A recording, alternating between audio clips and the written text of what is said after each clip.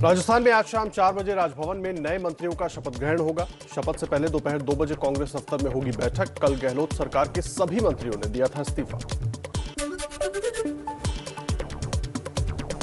मंत्रियों की शपथ से पहले सीएम अशोक गहलोत रात को राज्यपाल कलराज मिश्र से मिले, मंत्रियों का इस्तीफा सौंपा। करीब 1 घंटे तक राज्यपाल और गहलोत के बीच बातचीत हुई।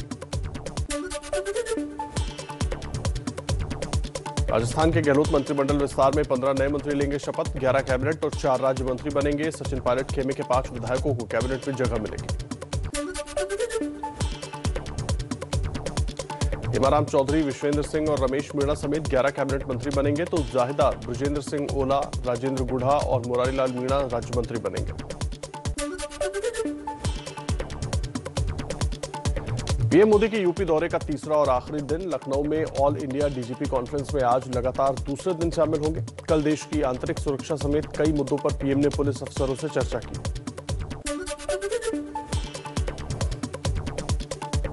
यूपी चुनाव के लिए समाजवादी पार्टी और आरएलडी में सीटों के बंटवारे पर नहीं बनी है बात। सूत्रों के मुताबिक आरएलडी 50 सीटों की मांग कर रही थी, एसपी 32 सीट देना चाहती थी। आज फिर उत्तराखंड के दौरे पर होंगे दिल्ली के सीएम अरविंद केजरीवाल। हरिद्वार में रोड शो करेंगे। पार्टी कार्यकर्ताओं और पदाधिकारियों के साथ रणनीतिक बैठक भी करेंगे। गोवा में ममता की पार्टी टीएमसी को मिली ताकत। पूर्व विधायक और गोवा फॉरवर्ड पार्टी के कार्यकारी अध्यक्ष किरण कंदोलकर पत्नी के साथ टीएमसी में शामिल हुए। एबीपी न्यूज सी वोटर का साप्ताहिक सर्वे। 40% वोट के साथ एनडीए सबसे आगे, लेकिन हफ्ते भर में हो रहा है एनडीए को 1% वोट का नुकसान। समाजवादी पार्टी को 1% का फायदा। एबीपी न्यूज सी वोटर के सर्वे में सीएम के लिए योगी यूपी वालों की पहली पसंद। 43% के साथ नंबर 1 पर योगी। अखिलेश 31% लोगों की पसंद।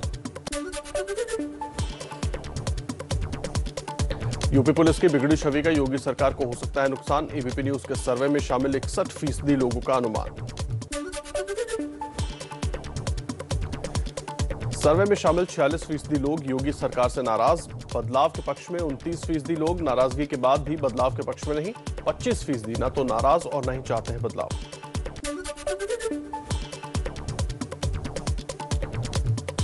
दिल्ली के सिंगू बॉर्डर पर आज फिर संयुक्त किसान मोर्चा की होगी बैठक। सुबह 11 बजे किसान नेता चर्चा करेंगे। कृषि कानून वापसी के ऐलान के बाद एमएसपी मुद्दा समेत आगे की रणनीति तय करेंगे।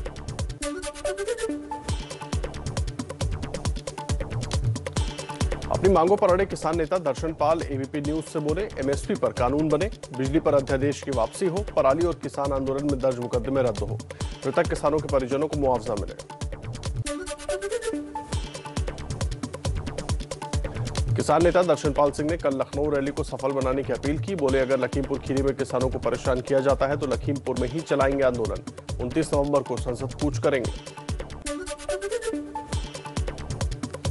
संयुक्त किसान मोर्चा के नेता बलवीर सिंह एबीपी न्यूज से बोले, पंजाब के किसान संगठन राजनीति में आने या नहीं आने पर आंदोलन खत्म होने के बाद फैसला लेंगे। कृषि कानून रद्द होने से पंजाब के सियासी समीकरण बदले। कृषि कानूनों की वापसी पर लोकसभा अध्यक्ष ओम बिरला बोले, सदन में अध्यादेश आएगा तो चर्चा होगी। कानून बनाना या वापस लेना सरकार का काम है।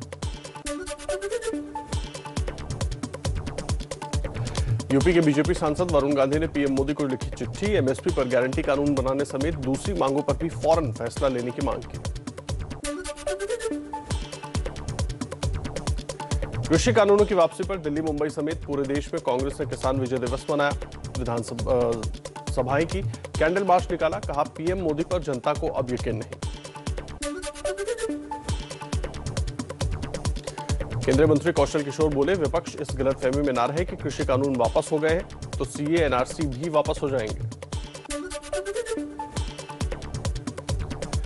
जमीयत उलेमाए हिंद के अध्यक्ष मौलाना अरशद मदनी ने उठाई सीए वापसी की मांग। कहा, कृषि कानूनों की तरह सीए को भी वापस लें। इमाम संगठन बोला, मुसलमानों को डरने की जरूरत नहीं, इस पर राजनीति ना हो। कृषि कानूनों पर एनडीए के सहयोगी नीतीश की पार्टी जेडीयू के केसी त्यागी का बयान। कहा, एमएसपी पर कानून बनने तक लड़ाई खत्म नहीं होगी। एनडीए से बात नहीं बनी तो यूपी में अकेले लड़ेंगे चुनाव। तेलंगाना के सीएम के चंद्रशेखर राव ने आंदोलन में मारे गए किसानों को 3-3 लाख रुपए मुआवजा देने का ऐलान किया। केंद्र से 25-25 लाख रुपए देने की मांग की। चलिए कुछ और खबरें दिखाते हैं आपको तेज रफ्तार में।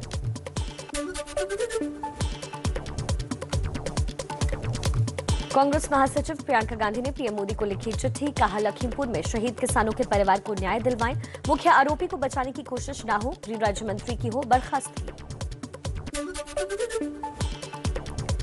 लखीमपुर हिंसा में मारे गए किसान के परिवार की पीएम मोदी से मांग, कहा कृषि कानून वापस लिए अब केंद्रीय मंत्री अजय मिश्रा टोनी को भी फौरन हटाएं, तब मिलेगा पूर्ण न्याय।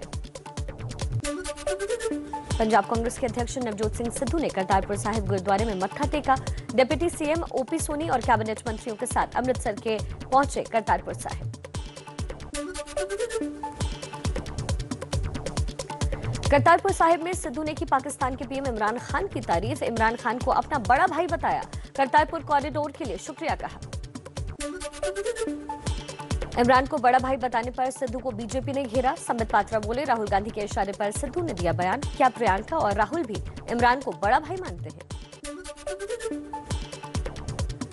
बीजेपी प्रवक्ता संबित पात्रा ने राहुल गांधी पर हिंदुत्व पर हमले का भी आरोप लगाया। बोले, सिद्धू का बयान इत्तेफाक नहीं, ये कांग्रेस की सोची समझी साजिश है। कांग्रेस का पाकिस्तान प्रेम किसी से छिपा नहीं।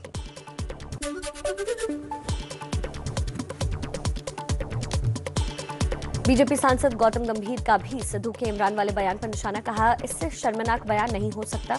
कश्मीर में शहीद जवानों के बारे में सिद्धू ने एक शब्द नहीं बोला। नवजोत सिंह सिद्धू का बीजेपी पर पलटवार, कहा ताली दोनों हाथ से बजती है। मैं बड़े मुद्दों की बात करता हूं, लोग छोटी छोटी बातें पकड़ते हैं, मुद्दों को भटकाने की कोशिश ना हो। बढ़ते बवाल के बाद भी सिद्धू इमरान खान पर दिए अपने बयान पर कायम, कहा पंजाब की किस्मत बदलने के लिए बड़े आर्थिक फैसले लेने होंगे। भारत पाकिस्तान के बीच फिर से व्यापार शुरू हो, खरबों का नुकसान हुआ है। नवजोत सिंह सिद्धू ने करतारपुर कॉरिडोर की तरह हिंदू धार्मिक स्थलों को भी खोलने की मांग की, कहा इमरान खान और पीएम मोदी के पास लोगों की जिंदगी बदलने का मौका है।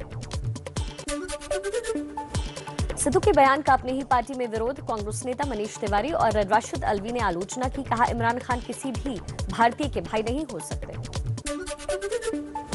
नवजोत सिंह सिद्धू को आम आदमी पार्टी ने भी घेरा। आप विधायक राघव चड्ढा बोले, सिद्धू का पाकिस्तान के लिए प्रेम आंतरिक सुरक्षा के लिए चिंताजनक।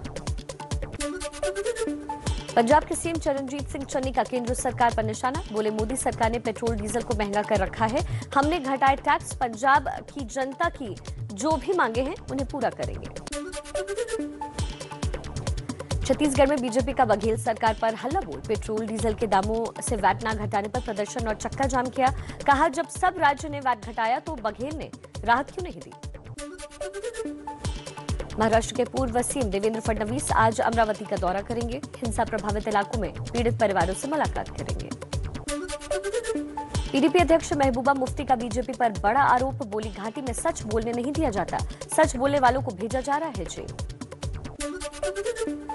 जम्मू कश्मीर कांग्रेस के नेता गुलाम अहमद मीर का बीजेपी पर बड़ा आरोप, कहा परिसीमन की आड़ में चुनाव टाल रही है बीजेपी, क्योंकि अभी चुनाव हो गए तो बीजेपी का खाता नहीं खुलेगा। पश्चिम बंगाल की सीएम ममता बनर्जी का कल से 4 दिन का दिल्ली दौरा, सूत्रों के मुताबिक संसद के शीतकालीन सत्र के लिए विपक्ष के साथ मिलकर सरकार को घेरने की रणनीति बनाएंगी। मॉर्निंग वॉक के दौरान बंगाल से बीजेपी के सांसद दिलीप घोष पर लोगों ने खेला होबे कहकर कमेंट किया। जवाब में दिलीप घोष ने कहा त्रिपुरा में खेला होबे। दिल्ली में बढ़ते प्रदूषण को देखते हुए डीडीएमए का अहम फैसला, मेट्रो और बसों में खड़े होकर यात्रा करने की भी मंजूरी। मेट्रो के हर कोच में 30 यात्री खड़े हो सकते हैं, बसों में सीट क्षमता से 50% यात्री खड़े हो पाएंगे। अमेरिकी अंतरिक्ष एजेंसी नासा की रिपोर्ट के मुताबिक दिल्ली एनसीआर में प्रदूषण के लिए पराली ही जिम्मेदार। 16 नवंबर तक पंजाब में 74,000 से ज्यादा पराली के हॉटस्पॉट।